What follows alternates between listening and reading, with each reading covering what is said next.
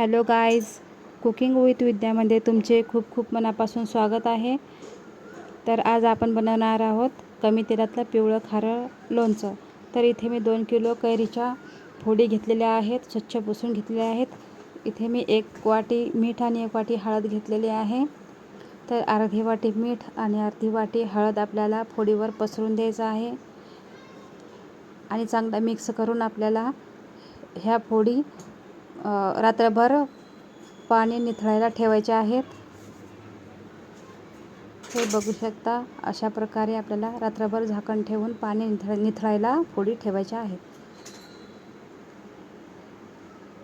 तर चला तर आता बघूयात पाणी निथळलं आहे का. हे बघा गाईज, इथे रात्रभर ठेवल्याने पाणी निथळलेलं आहे.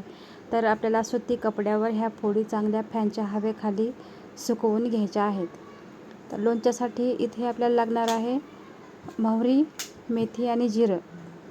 कमी मसाल्यातलं आणि कमी तेलातलं आपण इथे लोणचं बनवणार आहोत घरच्या घरी. तर इथे मोहरी आणि मेथी चांगली अशी आपल्याला भाजून घ्यायची आहे.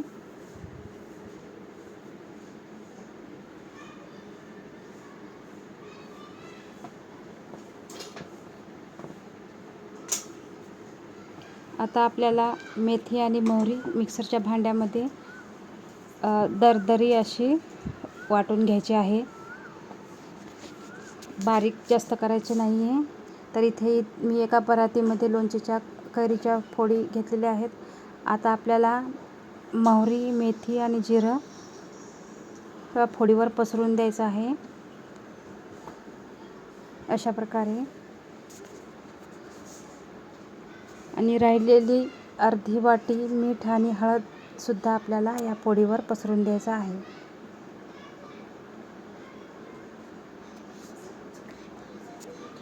इथे मी 2 चम्मच तेल गरम करून घेतलेलं आहे. चांगलं गरम करून थंड तेल होऊ द्यायचं आहे. आता आपल्याला इथे 2 चम्मच तेल पसरवून द्यायचं आहे फोडीवर.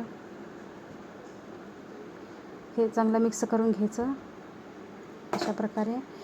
आणि लसूणच्या कळ्या, अख्ख्या लसूणच्या कळ्या इथे आपल्याला फोडीवर पसरून द्यायच्या आहेत. 1 वाटी घेतलेला आहे लसूण मी.